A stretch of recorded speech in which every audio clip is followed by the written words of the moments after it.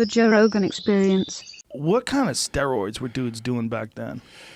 I mean, basic. You know, you got, your tests, D-ball. It's just basic stuff, And back then, because the DA had come in and was trying to find out what we were all doing, they made us do it legally. So, you had to go to the doctor and get all these prescriptions. And you would get prescriptions for steroids? Yeah. What kind of steroids would they give you a prescription for? Like any kind of test you needed. They would give growth hormone. They give prescriptions because once the DEA came in, they was like, what are y'all doing? What are y'all taking? But when you think, like, the DEA, shouldn't you be out there catching people selling meth? Yeah. Why are you going after bodybuilders who are also cops? That seems ridiculous. Because they had kids out there that were taking it and committing suicide. Oh. See, I didn't know what that was when I was a kid. They were committing suicide because they were getting depressed from the steroids coming off of it? Coming off of it. Yeah. So they trying to figure out, what are y'all doing? We got to get y'all off this stuff. And so that's when you got a doctor that was willing to prescribe everything. Mm-hmm. So was this while you were doing Mr. Olympia? Mm-hmm. Yeah.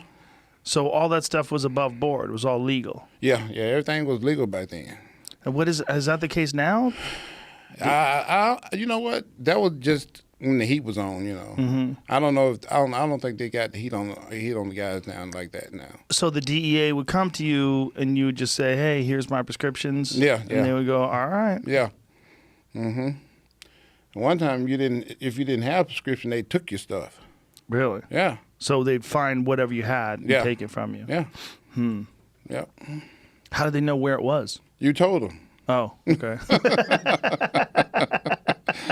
Because otherwise they put you in jail. Yeah, and then search your house, get a search warrant. So it's like, well, I got this and this and that. Well, I'd imagine you would have to take something to be as big as you were when you were at your peak. For sure. It's for not sure. really possible to be that big without it. Without it, no.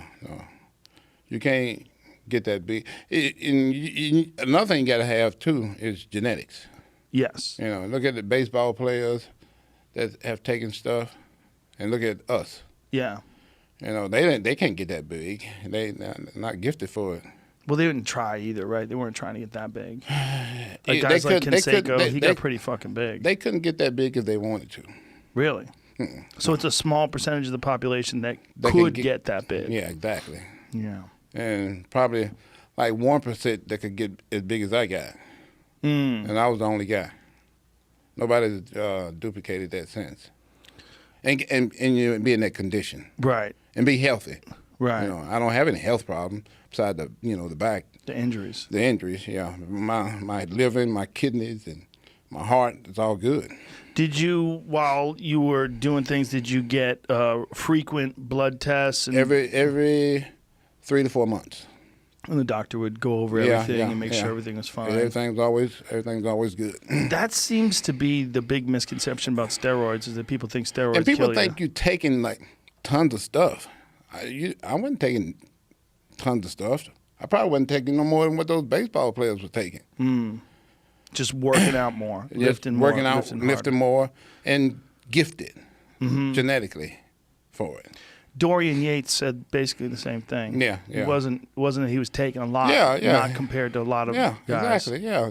People think I was taking massive amounts of stuff.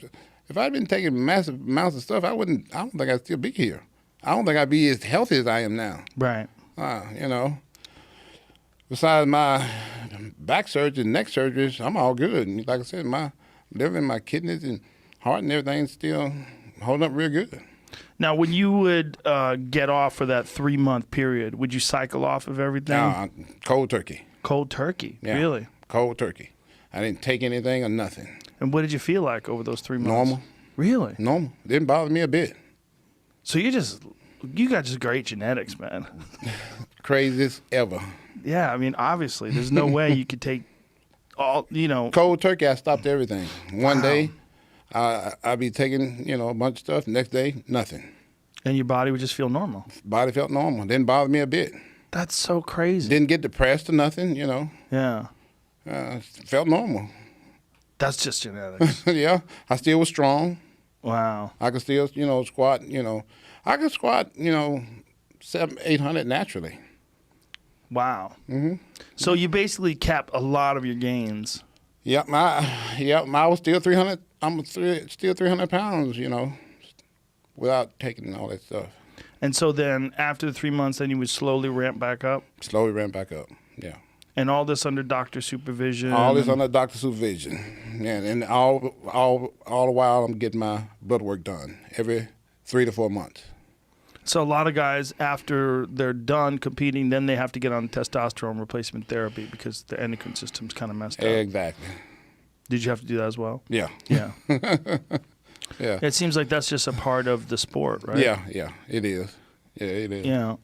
It's interesting, though, because, like, for the longest time, these guys were doing these ads in magazines, and they were attributing everything to some supplement that they were selling, or some creatine, or some this. Or, all that stuff does something. It helps you out a little bit. But it's not going to get you. It's not going to get you 330 pounds with 3% body fat. No.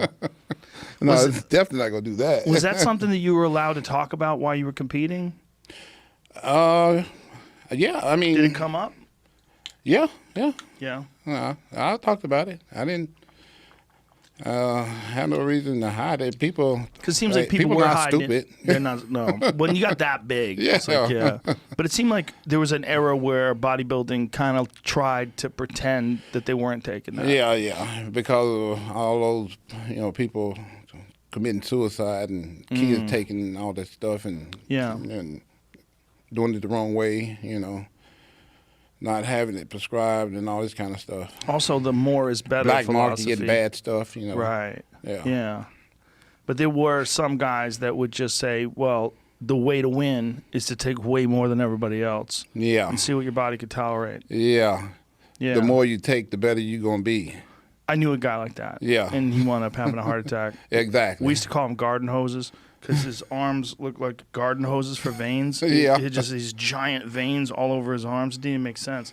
But he was just on everything. Yeah. Yeah. But he didn't make it to 30. Yeah. He died before he was 30. Some people, they do it the wrong way. Yeah. I didn't start taking anything until I was 30. Really? Yeah. Remember, I was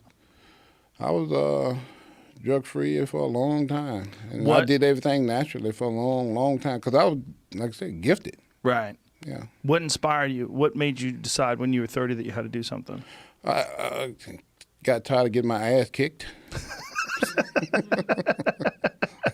In competitions? Yeah. Yeah. The highest I would place was like third or something, Mm-hmm. And after a while, you competitive. The other guys got a competitive advantage on you. Mm-hmm. So let's make this thing equal. Is this something somebody suggested to you? Yeah. Yeah. So people in the gym, like, hey, Ronnie. No, one of the competitors suggested that to me. Oh. Guy by the name of Flex Wheeler. Oh, okay. My best friend in the world. That guy was fucking huge. Huge. And he taught me everything I know. Did he really? Yeah. Mm-hmm. He also got me the best nutritionist ever. That's how I won my first Olympia. So is that how most guys find out about steroids, from other guys who are competing? If you were smart, that's the way you would do it. Somebody that knows, what they're doing, and somebody that's successful at it.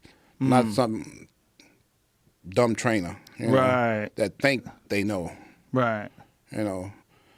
Flex had won, major contests, and was a real experienced bodybuilder at the time. I'm still new to the sport. Right. I didn't get into it till I was 24. I think he started probably when he was like 16, 17, somewhere in there. I never did that kind of stuff because we didn't have it where I was from. How much of a night and day difference was it once you started taking stuff? As far as the conditioning, night and day. Night and day in your ability to work, to put in work? No. The condition of your body? Yeah, the only thing changed was conditioning. What do you mean by my strength didn't go up that much.